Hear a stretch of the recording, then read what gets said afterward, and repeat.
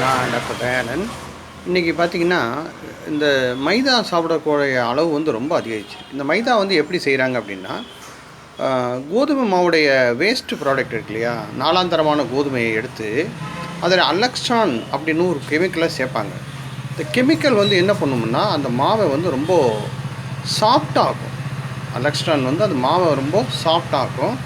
இது ஆக்சுவலாக எதுக்கு யூஸ் பண்ணுறாங்க இந்த அலெக்ஸ்ட்ரான்னா, கெமிக்கல் பேன்கரைடைட்டிஸ். அதாவது இப்போ லேபில் வந்து முயலுக்கு எலிக்கெல்லாம் டயபெட்டிஸ் மருந்தை கண்டுபிடிக்கிறப்போ அந்த கெமிக்கலை கொடுத்து ஆர்டிஃபிஷியலாக அந்த டயபெட்டிஸ் ஆக்குவாங்க. அதுக்காக அந்த அலெக்ஸ்ட்ரான் வந்து யூஸ் பண்ணுறாங்க. அதே அலெக்ஸ்ட்ரானை வந்து இந்த மைதாவில் போடுறப்போ, இந்த கோதுமையில் போடுறப்போ அந்த மாவு வந்து ரொம்ப சாஃப்ட் ஆகுது. அதே மாதிரி டையசோ அசைடு அப்படின்னு சொல்லி ஒரு கெமிக்கல் இருக்குது. இந்த டையசோ அசைடை வந்து எதுக்கு சேர்க்குறீங்கன்னா, அந்த நீங்கள் மைதா மாவு பார்த்திங்கன்னா ஒயிட்டாக இருக்கும் இல்லையா, அந்த ஒயிட்டனிங் ஆக்கிறதுக்காக இதை யூஸ் பண்ணுறாங்க. இது என்ன பண்ணும், இதுவும் கெமிக்கல் பேன்கரைடைட்டிஸை வந்து ப்ரொடியூஸ் பண்ணும், மற்ற ஆர்கன்லையும் இது டேமேஜ் பண்ணும். அப்போது இது வந்து எவ்வளவு ஒரு மோசமான ஒரு இதாக இருக்கும் பாருங்கள். இன்றைக்கி வந்து மைதா புரோட்டா, பனியாரம், பேக்கரியில் இருக்கிற எல்லா பிஸ்கெட்டுமே மைதாவில் தான் செஞ்சுருக்காங்க. மைதா அதோட பாம் ஆயில் சேர்ந்து அதை செஞ்சு அவ்வளவு ஒரு நச்சுத்தன்மையை வந்து கொடுக்கும். நான் ஏற்கனவே உங்களுக்கு சொல்லியிருக்கேன், ஹை கார்போஹைட்ரேட்டோட ஃபேட்டு, ஹை கார்போஹைட்ரேட்டோட கொழுப்பு, அதாவது புரோட்டீன், இது சேர்ந்தப்போ அட்வான்ஸ் கிளைக்லேட்டட் எண்ட் ப்ராடக்ட் அப்படின்னு சொல்லி ஒன்று ஃபார்ம் ஆகும்னு சொல்லி.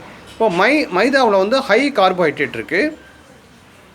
அதே மாதிரி அதோட நீங்கள் சேர்ந்து கோக் அந்த மாதிரி ஐட்டங்களை சாப்பிட்டிங்கன்னா அது வந்து இன்னும் ஹை ஆகிரும். அந்த ஹைகான் சிரப் வந்து சேர்ந்துறப்போ இன்னும் வந்து கார்போஹைட்ரேட் வந்து அதிகமாகி நீங்கள் அதோட சிக்கன் அந்த மாதிரி புரோட்டீன் ஐட்டங்களை ஏதாவது சேர்ந்து சாப்பிட்டா நல்லதுன்னு நினைக்கிறீங்க. வெறும் சிக்கனை சாப்பிட்டா ஒன்றும் பிரச்சனை இல்லை. நீங்கள் புரோட்டாவோட சிக்கனும் கோக் சேர்ந்து சாப்பிடும்போது என்ன ஆகுதுன்னா, இந்த அட்வான்ஸ் கிளைக்லேட்டட் எண்ட் ப்ராடக்ட் வந்து ஃபார்ம் ஆகி அது வந்து ரத்தத்துக்குள்ளார எல்லா ஆர்கனையும் டேமேஜ் பண்ணக்கூடிய ஒரு விஷ பால் மாதிரி அது மாறிடும்.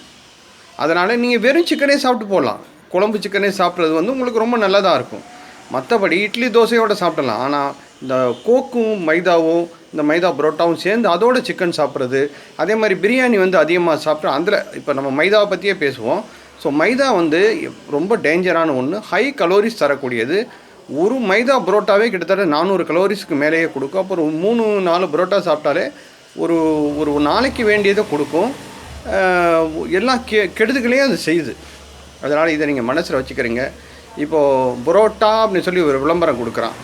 அது சாப்பிட்டா என்ன ஆகும், அந்த பொண்ணுக்கு வந்து பிசிஓடி, பிசிஓஸு, அப்புறம் பின்னாடி டயபெட்டிஸு எல்லாம் வர்றதுக்கு வாய்ப்பு இருக்குது. இதை வந்து ஒரு ஃபேஷனாக வந்து அவன் விளம்பரம் கொடுத்துக்கிட்டு இருக்கான். அது கொஞ்ச நாளில் அந்த பிசிஓஸு, பிசிஓடி எல்லாம் வர்றதுக்கு வாய்ப்பு நிறையா இருக்குது. பார்த்துக்கிறேங்க. தேங்க்யூ.